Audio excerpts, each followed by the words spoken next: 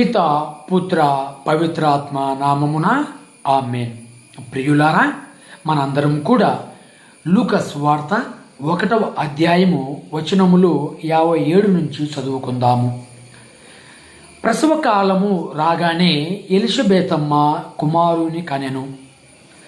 ప్రభువు ఆమె యందు గొప్ప కనికరమును చూపినని విని ఇరుగు పొరుగు వారు బంధువులను ఆమెతో కలిసి సంతసించిరి. ఈ విషయములను వినిన వారందరూ ఈ పసిబాలుడు ఎట్టివాడుగునో అని మనసులో ఉంచుకొనిరి. ఏలైనా దేవుని హస్తము అతనికి తోడే ఉండెను. ఆ బాలుడు వృద్ధి చెందుచు ఆత్మయందు బల సంపన్నుడాయను. ఇజ్రాయేలు ప్రజలకు ప్రత్యక్షముగా బోధించు వరకు అతడు ఎడారిలో ఉండెను. ప్రియులారా, ఈరోజు మన అందరం కూడా పునీత జ్ఞాన స్నానం ఇచ్చు యోహాను గారి యొక్క జన్మదినమును మనందరం కూడా జరుపుకొనుచున్నాము. ప్రియులారా, గమనించాలి, జకరియా మరియు ఎలిజబెతమ్మ ఇద్దరు కూడా వృద్ధులు. చాలా కాలం నుంచి సంతానం కోసం ఎదురు చూస్తున్నటువంటి దంపతులు. ఎప్పుడు కూడా సంతానము లేదే, దేవుడు మా జీవితంలో కనికరించలేదే, దేవుడు మా జీవితంలో లేడే అని చెప్పేసి దేవునిపై నిందలు వేసినటువంటి కుటుంబం కాదు ఈ కుటుంబం. దేవుణ్ణి ఎదిరించలేదు, దేవునికి వ్యతిరేకంగా మాట్లాడలేదు. దేవుని దగ్గర నుంచి వాళ్ళు వైదొలిగిపోలేదు. అటువంటి నీతి, అటువంటి భక్తి, అటువంటి విశ్వాసం గల కుటుంబం, దాంపత్యం వీరిది. అందుకే దేవుడు, నిన్ను సృజించినటువంటి దేవుడు నిన్ను మరువడు, నిన్ను విడువడు, నిన్ను ఎడబాయడు. ఏ సమయంలోనైనా, ఏ కాలంలోనైనా, ఎటువంటి స్థితిలోనైనా నీ కొరతను ఆయన తీసివేస్తాడు అని చెప్పుటకు బలమైన ఉదాహరణ ఎలిజబెతమ్మ మరియు జకరియా వారి కుటుంబం. అందుకే చదివాను నేను, బంధువులను ఆమెతో కలిసి సంతసించింది. ఎందుకంటే వివాహమైనప్పటి నుంచి వారి ఇరువురు కూడా బిడ్డలు కావాలని చెప్పేసి ఎదురు చూస్తూ ఉన్నారు. ఎదురు చూస్తూ ఉండగా కాలాలు గడిచిపోతున్నాయి, రోజులు గడిచిపోతున్నాయి, సంవత్సరాలు గడిచిపోతున్నాయి. వారికి ఇంకా సంతానము రాలేదు. దేవుడు ప్రకటించిన ఆ ప్రణాళిక, ఏర్పరిచిన ఆ ప్రణాళిక ప్రకారము వారికి ఒక సంతానం కలిగింది. ఆ సంతానమే పునీత జ్ఞాన స్నానమిచ్చు యోహాను గారు. అందుకే ఆలస్యమైందని చెప్పేసి విషం తాగమాకండమ్మా, ఆలస్యమైందని చెప్పేసి దేవునిపై నిందలు వేయకండయ్యా, ఆలస్యమైందని చెప్పేసి దేవుడు మా జీవితాలలో లేడులే అని చెప్పేసి వాపోమాకండి. ప్రియులారా, దేవునికి ఎప్పుడు, ఎలా, ఏ రోజున, ఏ సందర్భంలో, ఏ కాలంలో ఇవ్వాలో ఆయనకు తెలుసు. అందుకే అంత వయసు ఉన్నప్పటికీ, వృద్ధులైనప్పటికీ వారి ఇరువురికి కూడా నీతిమంతమైనటువంటి జీవితాన్ని వారు జీవిస్తూ ఉన్నారు. కాబట్టి ఆ దేవుణ్ణి అంటిపెట్టుకొని ఉన్నారు కాబట్టి, నీతిమంతులు కాబట్టి, దైవభీతి కలవారు కాబట్టి, వారిలో నుంచి ఒక గొప్ప స్వరమును మన అందరికీ కూడా దయచేశారు. ఆ స్వరమే, ఆ అరణ్యంలో అరుస్తున్నటువంటి ఆ స్వరమే, యెషయా గ్రంథంలో 43లో పలికినటువంటి ఆ స్వరమే ఈ యొక్క యోహాను గారు. ప్రియులారా, గమనించండి, ఎంత గొప్ప ప్రవక్త అంటే, ప్రవక్తల అందరిలో కూడా చివరి ప్రవక్త యోహాను గారు. పౌరుషం ఉన్న ప్రవక్త, లోకానికి తల వంచిన ప్రవక్త, లోకమంటే చేతులు కలపని ప్రవక్త, మంచి తెలిసిన ప్రవక్త, నీతి కలిగినటువంటి ప్రవక్త, సక్రమైన మార్గంలో నడిచేటటువంటి ప్రవక్త, ధర్మం, న్యాయం, సత్యం అని బోధించేటటువంటి లోక ఆశలకు తల వంచలేదు, లోక క్రియలకు తల వంచలేదు. కానీ ఆ యోహాను గారు కేవలం యేసును పరిచయం చేయుటకు యేసు ప్రభువు వారి కంటే ముందు వచ్చి ఆ దేవాతి దేవుని యొక్క ప్రణాళిక ప్రకారము జీవిస్తున్నాడు. ఆనాటి కాలంలో యేసు ప్రభుల వారిని అయినా ఆనాటి పెద్దలు నీవు తిండిపోతువు, నీవు పాపులతో కూర్చున్నావు, పాపులతో తింటున్నావు అని అన్నారు. కానీ యోహాను గారిని ఒక్క మాట అనుటకు ఆనాటి పెద్దలు గజ గజ గజ గజగడ వణికేవారంట. ఎందుకంటే ఆయన జీవితం అలాంటిది. అలా ఆయన ఆ బోధన అలాంటిది. అంటే ప్రియులారా, నేను ఇక్కడ యేసు ప్రభుల వారిని కించపరచడం లేదు, ప్రజల యొక్క ఆయన మా బుద్ధిని నేను చెబుతున్నాను ఇక్కడ. అటువంటి గొప్ప ప్రవక్త యోహాను గారు.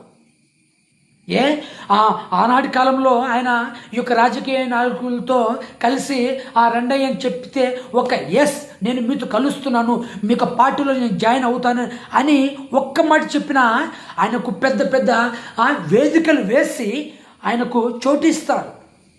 కానీ ఆయన వద్దు, మీ వేదికలు వద్దు, మీ డబ్బు వద్దు, మీ పరిచయాలు వద్దు, నాకేం వద్దు, నాకు ఒకటే కావాలి. అదేమిటంటే ఆయన పంపిన విధంగా నేను ఈ లోకంలో జీవించాలి. ఏ విధంగా జీవించాలి? ఈ విధంగా జీవించాలి, యథార్థంగా జీవించాలి. వస్త్రాధారణం సాధారణంగా ఉండాలి, కానీ ఆభరణాలతో ఉండకూడదని చెప్పేసి ప్రతి ఒక్కరికి కూడా దైవ పిలుపు ఏ విధంగా ఉండాలో, పిలువబడిన వారు ఏ విధంగా ఉండాలో ఆయన నొక్కి ఇస్తున్నారు ఈ యొక్క ఆయన పుట్టిన రోజున. మరి ఎంతవరకు ఇది మనకు అర్థమవుతుంది? ఎంతవరకు దీనిని మనం అంగీకరిస్తున్నాము? దైవ పిలుపు అంటే దైవ పిలుపు అంతే, దేవుని అనుసరించడం అంటే దేవుని అనుసరించడం అంతే. అంతేకాని ఆరకొరకంగా ఉండకూడదు. అవ్వ బువ్వ రెండు వద్దు, ఏదైనా ఒకటే. అది కావాలా, ఇది కావాలా? లోకమా, దైవమా, ధనమా, దేవుడా? ఏది కావాలి? ధనం కావాలా, దైవం కావాలా?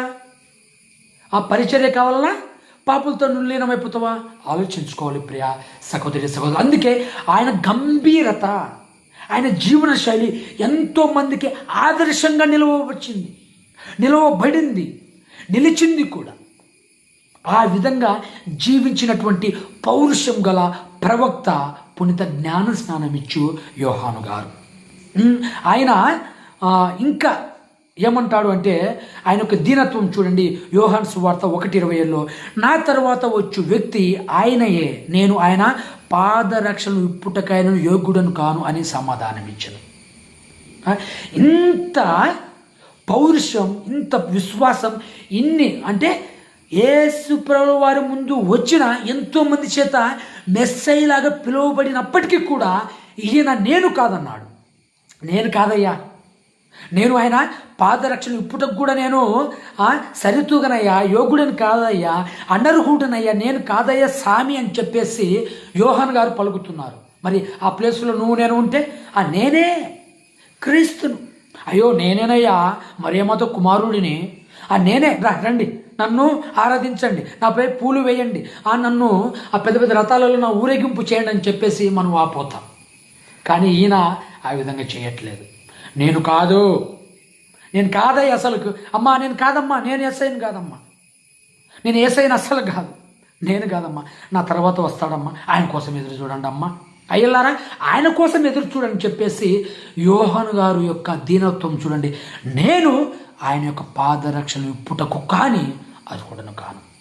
చూడండి ఎంత వినయం విధేయత కలిగినటువంటి ప్రవక్త మన యోహాను గారు.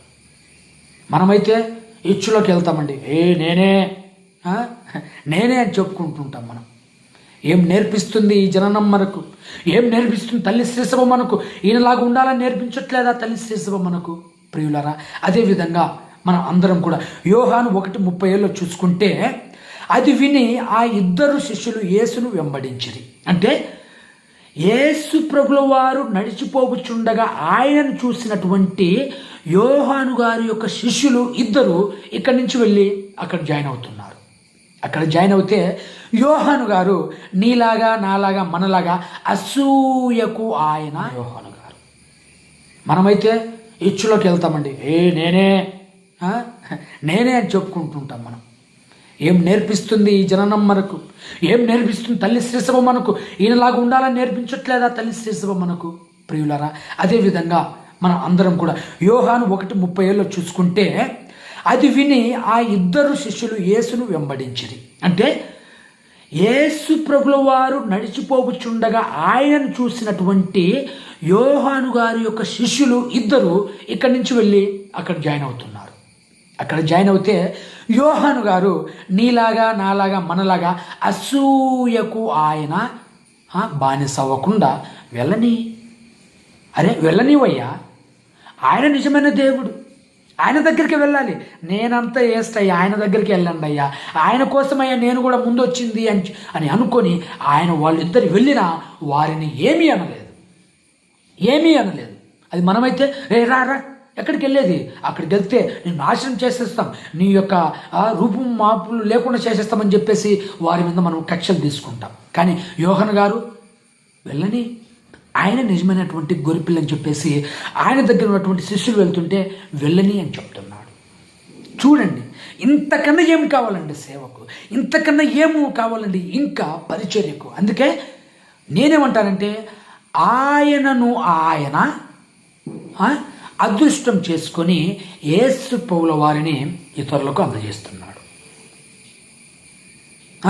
ఈయన కనుమరుగై ఆయన కనపడేటట్లు చేస్తున్నాడు. చూడండి, ఎంత గొప్ప ఆలోచన, ఎంత గొప్ప పరిచర్య, ఎంత గొప్ప ఆ యొక్క దీనత్వం కలిగి ఉన్నాడో పునీత యోహాను గారు. అటువంటి యోహాను గారి యొక్క జననమును, పుట్టినరోజును జరుపుకొనుచున్నటువంటి మనందరం కూడా ఎంతో భాగ్యులము ప్రియులారా. చూడండి, ఎన్ని లక్షణాలను మనకు ఈ యొక్క వచనాలు తెలుపుతున్నాయి. ఆయన యొక్క జీవితం తెలుపుతుందో. రాజకీయ నాయకులతో కలవలేదు, డబ్బుకు లొంగలేదు, ఈ యొక్క రాజభవనంలో జీవించలేదు, మంచి మంచి ఆహారానికి లొంగలేదు. కానీ ఆయన జీవితం వేరే, ఒక మాదిరిలాగా జీవిస్తున్నాడు ఆయన. ఇంకా నువ్వు క్రీస్తు అంటే నేను కాదయ్యా అంటున్నాడు ఆయన. నువ్వు ఏలియవంటే అని ఉండొచ్చు ఆయన, ఆయనకేమైంది? ఎందుకంటే అందరూ ఆయన వైపే ఉన్నారు కాబట్టి అవును నేనే అని ఉండొచ్చు, కానీ అనలేదు, అనడు కూడా ఆయన. ఎందుకంటే ఆయన ఏంటో ఆయనకు తెలుసు, ఆయన ఏ విధంగా వచ్చాడు ఆయనకు తెలుసు. కాబట్టి ఆయనకు తగ్గింపుతనం అంటే ఏదో తెలుసు కాబట్టి ఆయన అన్నాడు, నేను కాదండి, దయచేసి వస్తాడండి, ఆయన కోసం ఎదురు చూడండి అని అంటున్నారు ప్రియ సహోదరుల. అలాగా అంటూ ఇంకా ముందు ఏమంటున్నాడంటే, యోహాను సువార్త 1:29 మరునాడు యేసు తన యుద్ధకు వచ్చుటను చూచి యోహాను, ఇదిగో లోకం యొక్క పాపం పరిహరించు దేవుని గొర్రెపిల్ల అని చెప్పేసి ఆయనను చూపిస్తున్నాడు. నేను కాదు, మీరు అన్నారు కదా మెస్సయ్య ఏలే కంటే గొప్పవాడు, ఆదిలోనే ఉన్నవాడు ఒకరు ఉన్నారని బోధించాను కదా, మీద కూడా హృదయ పరివర్తనం చెంది ఈనాడే దేవుని నమ్మని నేను బోధించాను కదా, ఆయన ఈయనే. ఇదిగో దేవుని యొక్క గొర్రెపిల్ల, లోకం యొక్క పాపం పరిగణించు గొర్రెపిల్ల ఈయనే అని చెప్పేసి యేసు ప్రభుల వారిని ఇతరులకు కనపరుస్తున్నాడు. ఈయన పక్కకు వెళ్ళి చూడండి, ఎంత గొప్ప పరిచర్య ఈయన చేస్తున్నాడు. ఇటువంటి సాహసం, ఇటువంటి అంకిత భావం, ఇటువంటి యథార్థ భావం, ఇటువంటి సమతుల్యత, ఇటువంటి నీతి నియమము, మౌలిక విధులు కలిగినటువంటి యోహాను గారి యొక్క జీవితం మనకు ఎందుకు అర్థం కావట్లేదు? మనం ఎందుకు తెలుసుకోలేకపోతున్నాము? మనం ఎందుకు ఎరుగలేకపోతున్నాము? కట్టుకొని జీవితాన్ని యోహాను గారి వలె నీ భక్తిని ఆ విధంగా నిర్మించుకో, నీ యొక్క విశ్వాసాన్ని ఆ విధంగా నిర్మించుకో, నీ యొక్క ప్రార్థన జీవితమును ఆ విధంగా నిర్మించుకొని నీవు కూడా ఒకరోజు చెప్పు, ఇదిగో దేవుని గొర్రెపిల్ల, లోకం యొక్క పాపములను పరిహరించు ప్రభువులు ఈయన అని చెప్పేసి నువ్వు కూడా ప్రకటించు. నిన్ను నీవు కనుమరుగు చేసేసుకో దేవుని కోసం. నిన్ను నీవు కరిగించుకో ప్రవృత్తి వలె దేవుని కోసం. నిన్ను నీవు ఆగం చేసుకో దేవుని కోసం. ఆగం చేసుకోమంటే కిరోసిన్ పోసుకొని చనిపోండి అని చెప్పట్లేదు. ఎందుకంటే ఈ యొక్క అన్నిటిని కూడా ఫాలో అయ్యి దేవుడు కనపడేటట్లు మనము లోకములో ఉండాలి. అంతేకాని యేసు ప్రవక్త యోహాను గారు అటువంటి గొప్ప ప్రవక్త ఈ ఊరికి కూడా పుట్టాడు. అందుకే లేటెస్ట్గా దేవుడు మనకు అన్నిటిని కూడా అనుగ్రహిస్తాడు. దేవుణ్ణి తిట్టమాకండి, దేవునిపై నిందలు వేయమాకండి. దేవునికి తెలుసండి ఏమి చేయాలో, ఎప్పుడు చేయాలో. అందుకే యోహాను గారు పరిశుద్ధత కలిగినటువంటి పరిచారకుడు, యథార్థమైనటువంటి పరిచారకుడు, దీనత్వం కలిగినటువంటి పరిచారకుడు. ఇంకా ఆయన అనర్గళంగా సువార్తను బోధించేటటువంటి పరిచారకుడు పునీత జ్ఞాన స్నానం ఇచ్చు యోహాను గారు. పౌరుషం అన్నీ ఉన్నాయండి. అన్నీ ఉన్నప్పటికీ కూడా అన్నీ వదిలేసుకొని అరణ్యానికి వచ్చాడు. ఆయన ఎక్కడికి వచ్చాడమ్మా? అరణ్యానికి వచ్చాడు. ఏం చేస్తున్నాడమ్మా? అరణ్యంలో కుందేళ్ళను పట్టుకోవట్లేదండి, అరణ్యంలో వేటకు వెళ్ళలేదండి.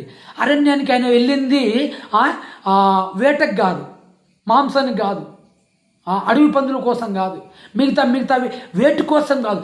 అరణ్యంలో ఆయన బోధించడానికి వెళ్ళాడు. ఏ విధంగా ఉన్నాడండి యోహాను గారు? అది కూడా తెలుసుకుందాం. యోహాను గారు ఏ విధంగా ఉన్నారో చూద్దాం. ఎటువంటి జీవితాన్ని ఆయన జీవిస్తున్నాడో మనందరం కూడా ఇప్పుడు తెలుసుకుందాము. ప్రియ సహోదరి సహోదరులారా, జీవితం అంటే ఇది, సువార్త అంటే ఇది. ఈ విధంగా మనం ఉండాలి అని చెప్పేసి ఈయన యొక్క జీవితం ద్వారా మన అందరికీ కూడా తెలియచేస్తున్నారు ఈ యొక్క యోహాను గారు, ఆయన యొక్క జీవితం. అందుకే మన అందరం కూడా యోహాను సువార్త 1వ అధ్యాయము వచనము 30. నా తరువాత ఒక మనుష్యుడు రానున్నాడు, ఆయన నాకంటే శ్రేష్ఠుడు. ఎవరమ్మా? ఒక వ్యక్తి రానై ఉన్నాడు, ఆయన నాకంటే శ్రేష్ఠుడు. ఎవరు ఆ శ్రేష్ఠుడు? యేసుక్రీస్తు ప్రభులవారు. ఆ శ్రేష్ఠుని గురించి యోహాను గారు పలుకుతున్నారు. నాకంటే ఒకరు రానై ఉన్నాడు, ఆయన నిజమైనటువంటి దేవుడు, ఆయన నిజమైనటువంటి సత్య స్వరూపి అని చెప్పేసి యోహాను గారు ఇక్కడ పలుకుచున్నాడు. ప్రియ సహోదరి సహోదరులారా, ఇది ఎందుకు చెప్పాడంటే ఈ యొక్క ధర్మశాస్త్ర బోధకులు, ఆ యొక్క సమాజపు పెద్దలు అందరూ కూడా ఈయన ఎవరు అని చెప్పేసి తెలుసుకోరమ్మని చెప్పేసి కొంతమందిని ఆయన దగ్గరికి పంపిస్తారు. అది మనము ఎక్కడ చదువుకుంటామంటే యోహాను సువార్త 1వ అధ్యాయము 19-20 వచనాలు మనం చదువుకుంటే అక్కడ మనకు తెలుస్తుంది. యెరూషలేమున ఉన్న యూదులు యోహానును నువ్వు ఎవడువు అని అడుగుటకు అర్చకులను లేవీయులను పంపగా అతడు ఇట్లు సమాధానమిచ్చెను. యోహాను ప్రత్యుత్తరం ఇచ్చుటకు వెనుదీయలేదు. నేను క్రీస్తును కాను, నేను ఏలియను కాను అని పలికను. ప్రియులరా, వారు అన్నారు, నీవు క్రీస్తువా అంటే నేను క్రీస్తును కాదు అన్నాడు. నీవు ఏలియావంటే నేను ఏలియను కాదు అన్నాడు. నీవు మా ప్రవక్తలు చెప్పినటువంటి మెస్సయ్యావంటే నేను కాదు, నేను అసలు కాదయ్యా, నేను సామాన్యమైనటువంటి ఒక ప్రజను మాత్రమే చెప్పి ఉన్నాడు. ఎందుకంటే ఆనాటి ప్రజలు యోహాను గారి యొక్క ఆ ప్రసంగాలను, వాక్యమును వినడానికి అక్కడికి అరణ్యానికి తండోపతండాలుగా వెళ్ళేవారంట. ఎందుకంటే ఆయన జీవితం వేరు, ఆయన ఆహార తీరు వేరు, ఆయన వస్త్రధారణ వేరు, ఆయన మాట తీరు వేరు, ఆయన కనుచూపు వేరు, ఆయన జీవించే జీవితం వేరు, ఆయన పయనించే ప్రయాణం వేరు. అన్నీ కూడా వేరు, లోకానికి వ్యతిరేకంగా ఉన్నాయి. ఎలా ఉన్నాడమ్మా యోహాను గారు? ఒంటె వస్త్రాలను, ఆ చర్మంని ధరించి ఉన్నాడు. ఏం తింటున్నాడమ్మా? మిడతలను, ఆ అడవిలో దొరికేటటువంటి ఆ యొక్క తేనెను వారిని వెనక పెట్టి మనము ముందు ఉండకూడదండి. ఆయన ముందు ఉండాలి, మనము వెనకమాల ఉండాలి. యోహాను గారు యేసు ప్రభుల వారు రాకముందు ఆయన ముందున్నాడు, ఆయన వచ్చిన తర్వాత ఈయన ముందుకెళ్ళాడు, ఈయన వెనక్కి వచ్చాడు. ఆ విధంగా ఉండాలండి సువార్త, ఆ విధంగా ఉండాలని ప్రతి క్రైస్తవుడు, ఆ విధంగా ఉండాలండి మన యొక్క నిర్ణయాలు, ఆ విధంగా ఉండాలండి మన యొక్క జీవన శైలి. అప్పుడే నీవు నేను మనందరం కూడా ఒక నిజమైనటువంటి విశ్వాసిలాగా మారగలం, నిజమైనటువంటి క్రైస్తవులుగా మనము జీవించగలం. ఎంతమందికి అర్థమవుతుంది ఈ మాధుర్యం? యోహాను గారి యొక్క జీవితం ఎంతోమందికి ఎన్నో విధాలుగా ఒక మాదిరి అండి, ఒక మాదిరి. ఎంతోమందిని మార్చిందండి ఆయన యొక్క బోధన, ఎంతోమందిని యేసు ప్రభుల వారికి దగ్గర చేర్చిందండి ఆయన యొక్క సువార్త. మార్పు లేని జీవితం ఒక జీవితమేనా? యేసు ప్రభుల వారిని కనపరిచేటటువంటి ఆ యొక్క జీవితం లేకపోతే నీ జీవితం ఒక జీవితమేనా? ఆలోచించాలి ప్రియులారా. ఎంత గొప్ప ప్రవక్తో, ఎంత గొప్ప పునీతుడో పునీత జ్ఞానస్నానం ఇచ్చి యోహాను గారు. ఇప్పుడు నేను మీకు నీటితో నేను జ్ఞానస్నానం ఇచ్చుచున్నాను, కానీ నా తర్వాత వచ్చే వ్యక్తి మిమ్ములను పవిత్రాత్మతో జ్ఞానస్నానము ఇస్తాడు. చూడు, యేసు ప్రభుల వారిని ఎంతగా హైలైట్ చేస్తున్నాడు. ఆయన పడిపోతూ ఈయనను పైకి లేపుతున్నాడు. నేను కాదయ్యా, ఆయనేనయ్యా, నేను వేస్ట్ అయ్యా, ఆయన బెస్ట్ అయ్యా, నేను ఎందుకు పనికిరానయ్యా, ఆయనేనయ్యా అందరికి పనికొచ్చేదని చెప్పేసి ఈ విధంగా ఆయన జీవిత శైలి మనకు ఎందుకు అర్థం కావట్లేదు? ఐఎమ్ వేస్ట్ అంటూనే ఐఎమ్ వేస్ట్ అని ఎవరైనా యేసు ప్రభువు గారు గురించి ఆయన కోసము బహిరంగంగా ఈరోజు నేను చెప్పుకోగలమా? ఆయన కోసము మనము అరణ్యంలో బోధన చేయగలమా? ఆయనలాగా మనము ఆ యొక్క వస్త్రధారణ ధరించగలమా? ఆత్మ పరిశీలన చేసుకోవాలి ప్రియులారా. ఎన్ని లక్షణాలు, ఎంత మంచితనం, ఎంత దైవభీతి, ఎంత దైవభయం, ఎంత విలువైనటువంటి పిలుపుకు ఆయన ఎటువంటి ప్రాధాన్యత ఇస్తున్నాడో చూడండి. అన్ని విధాలుగా యోహాను గారు మనకు ఒక ఉదాహరణమైనటువంటి జీవితాన్నే ఇస్తున్నాడే కానీ ఆయనను కించపరుచుకుంటూ, రాబోయేటువంటి క్రీస్తుని కించపరుస్తూ ఎవరిని ఆయన చెడుగా చూడట్లేదండి. అటువంటి గొప్ప పునీతుడు మన యోహాను గారు. అటువంటి గొప్ప పునీతుని యొక్క జనము జరుపుకుంటున్నటువంటి మనందరం కూడా ధన్యులము ప్రియులారా. అందుకే ఏమని చదివారండి?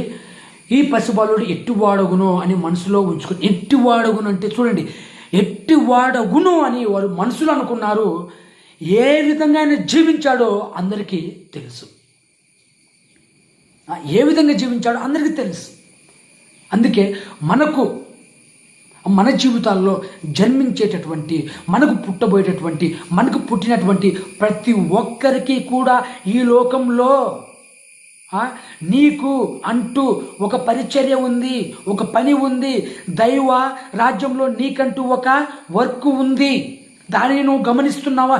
ఎట్టివాడగును అని చెప్పేసి వాళ్ళు అనుకుంటే, ఎట్టివాడగయ్యాడంటే సాక్షాత్తుగా మెస్సయ్యానే ఆయన ఇతరులకు చూపిస్తూ, ఇదిగో దేవుని గొర్రెపిల్ల అని చెప్పినటువంటి గొప్ప ప్రవక్తలాగా మారాడు. ఆయన పౌరుషం ఉన్నటువంటి పునీతుడు. ఆయన దేనికి లొంగలే, దానికి లొంగలేదు. ఆయన లొంగకోకుండా, తల వంచకుండా, తల దించుకోకుండా, కాలు ఎక్కడ పడితే అక్కడ ఆయన మోపకుండా ఏ విధంగా పిలువబడ్డాడో ఆ విధంగానే ఆయన సువార్త సేవలో లీనమైపోయి ఎంతోమందికి ఆదర్శనీయమైనటువంటి ఆ యొక్క ఉదాహరణమైనటువంటి జీవితాన్ని అందించినటువంటి ఆ ప్రవక్తలలో చివరి ప్రవక్త, పౌరుషం ఉన్నటువంటి ప్రవక్త పునీత జ్ఞానస్నానమిచ్చు యోహాను గారు.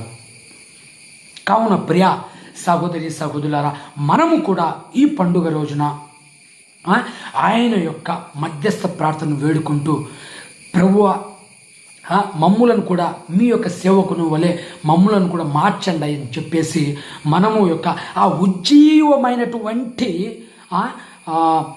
యోహాను గారి యొక్క ఆ యొక్క సద్గుణాలను, దైవ పరిచర్యను మన అందరం కూడా అంటిపెట్టుకొని ఆలింగనం చేసుకొని ఆ దుస్తులను ధరించాలని చెప్పేసి, ఆ పరిచర్యను ధరించాలని చెప్పేసి మనందరం కూడా వేడుకొని ప్రార్థన చేసుకుందాము.